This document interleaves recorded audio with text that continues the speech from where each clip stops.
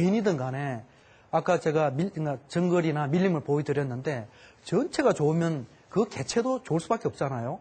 근데 전체가 좋으면 개인이 또 좋은 겁니다. 나라가 부강하면 우리도 좋은 겁니다. 산업 인프라가 좋은 거니까. 근데 그 인프라라는 것은 누가 만들 거냐는 거예요.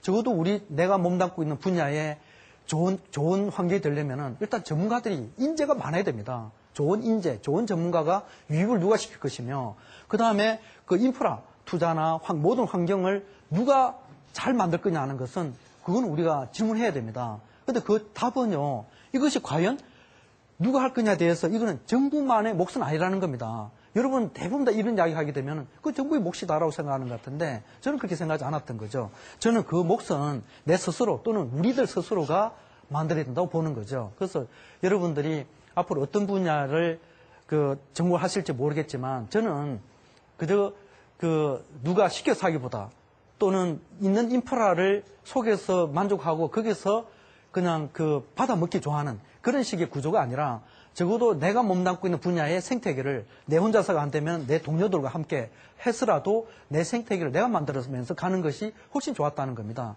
여러분 그런 이야기 들어보셨나요? 인류 환경상으로 태풍은 필요악이다. 그 말은 뭐냐면은 태풍의 피해를 받는 사람 입장에서는 정말로 태풍은 진들머리 나는 존재이긴 하겠지만 그런 환경적 차원에서 보면은 태풍이 필요하다고 하지 않습니까? 그런데 일단 환경을 한번 뒤집어 주잖아요. 뒤집어 주고요. 그 다음에 그런 태풍이라는 것은 기업을 운영하는 입장에서도 보게 되면 소위 IMF 구조금융 받을 그 당시 위기, 그 다음에 또 최근에 작년 말에 있었던 금융위기, 이런 이런 위기 속에서도 건재한 회사가 있는가 하면 그것 때문에 회사가 없어지는 회사도 있지 않습니까? 그거는 뭐냐면은 우리가 시간당 100mm 정도 비가 올 거라 생각하고 제방을 쌓았는데 그때가 문제 없었죠. 근데 태풍이 와서 시간당 200mm가 비가 온다면 100mm 제방은 무너질 수밖에 없지 않습니까? 그러나 사전에 평소 때 준비를 많이 하는 것, 그것이 어떤 정부만이 할 역할이 아니라는 거죠. 자기 스스로가 만들어가는 것이 훨씬 유리하다라는 이야기를 해드리고 싶었고요. 그래서 여러분들이 앞으로 어떤 분야에 자기 전문성을 가질지는 잘 모르겠지만 그 부분을 제가 가졌던 생각을 여러분들도 한번 좀 고민하시고 동참해 주시면 고맙겠다는 이야기입니다. 제가 오늘 이야기는 여기까지 하겠습니다. 감사합니다.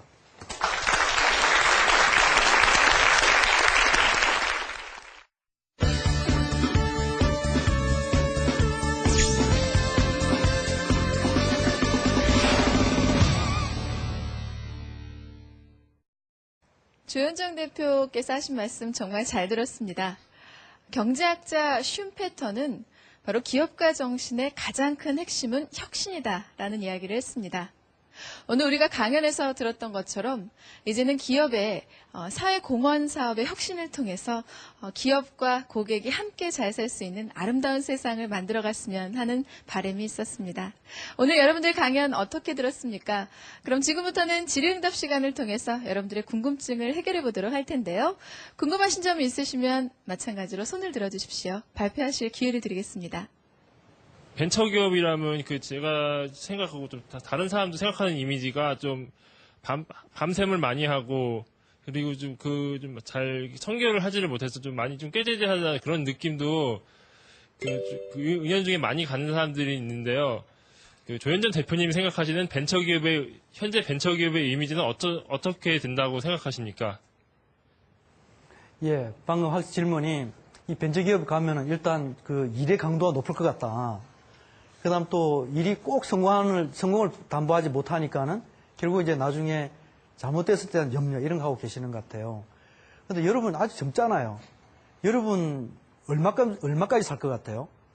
다들 이렇게 물어보면 85, 90 이렇게 산다고 이야기합니다. 근데 여러분들이 85 내지 90 살려고 하면은 여러분 말년에 자살해야 그렇게 짧게 삽니다. 그 말은 다 백수를 누리게 돼 있습니다. 앞으로 한 100년 이상 살 건데 100년 이상 사는 동안에 많은 도전 하다가도 실패도 하고 이런 거 아니겠어요? 근데 문제는 실패했을 때 내 일가 친척, 부모님 재산 이런 것들이 탕진된다고 하면 여러분들 쉽게 하면 안 되겠죠. 근데 이제는 사회적 인프라가 정말로 가치 있어 보이고 그다음 가능성이 있어 보이면 투자 자금은 많아졌습니다. 근데 물론 일부에 있어서는 보면은 좀 너무 투자 안 해준다. 근데 그러면서 이제 인터뷰 해보면 그분이 가지고 있는 기술은 너무 독창성이 없는 겁니다. 독창성이 없고, 그 다음에 주로 카피가 많아요. 그러니까 미투 전략이죠. 근데 카피는 절대 성공할 수가 없습니다. 성공하지 못하는데요. 왜 그러냐면은, 먼저 뛰어든 사람은 조직과 시장을 가지고 있잖아요. 심지어 인재도 갖고 있는데, 후발인 내가 그런 유사한 걸 만들어서 어떻게 이 기업을 이길 수 있겠습니까? 못하는 겁니다.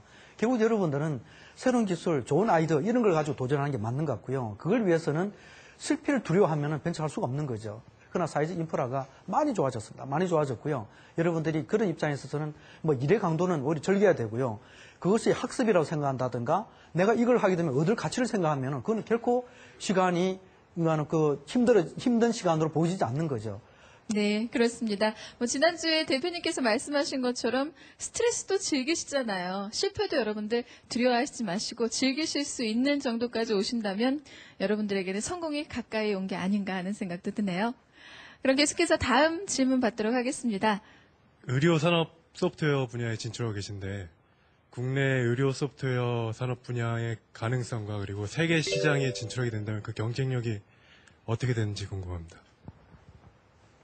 예, 질문 고맙습니다. 마침 제가 또 전공하고 있는 분야네요. 그런데 이미 미국이나 일본에 한 10여 년 전에는 의료 관련돼 있는 산업 전시회가 있으면은 저 가서 봤습니다. 근데 그 위에 안 가요. 우리보다 나은 게 우리가 배울 게 없습니다. 그리고 실제 미국에도 보면은 메이저 병원 한 10개, 10개 정도 되는 병원은 우리 삼성 의료원 이상으로 시설이 잘 돼 있는 것 같아요. 근데 그 밑에 있는 수만 개의 병원들은 우리보다 다 못합니다. 그리고 이제 이번에 오바마 정부가 들어서서 그러니까 GNP 대비 의료 지출비가 원체 높다 보니까 국민적 부담이 크다 해서 이걸 혁신을 하겠다고 하는데 그 혁신의 그러니까 툴로서 쓰는 것이 IT화입니다. 그러니까 IT가 그만큼 뒤져 있다는 거죠. 또 일본도 마찬가지입니다. 일본은 아직도 보면은 화면이 이 텍스트 위주로 돼 있고요. 윈도우가 없는 병원이 훨씬 많습니다. 그러니까 그만큼 우리보다 발전되지 못한 거죠. 그래서 저희 회사는 일본에도 있고 태국에도 있고 합니다만은 지금 우리 기술이 해외에 나갈 수 있는 기회가 훨씬 많아졌고요. 그다음 뿐만 말고 이제 우리 한국도 최근에 이제 새로운 정부 들어서면서 의료 혁신 또 IT 접목 이런 걸 이제 주장하다 보니까 이제 원격 진료가 굉장히 새로운 화두가 됩니다. 원격 진료라는 것은 지금까지 환자와 의사 간에 서로 면대면을 직접 만나지 않은 상태에서는 진료를 인정하지 않고 또 진료 수가를 인정하지 않았습니다. 그런데 앞으로는 원격제에 있다 하더라도 화면으로 진료했다 하더라도 그걸 인정하겠다는 거죠. 그래서 그동안 저희 회사가 원격 진료 많이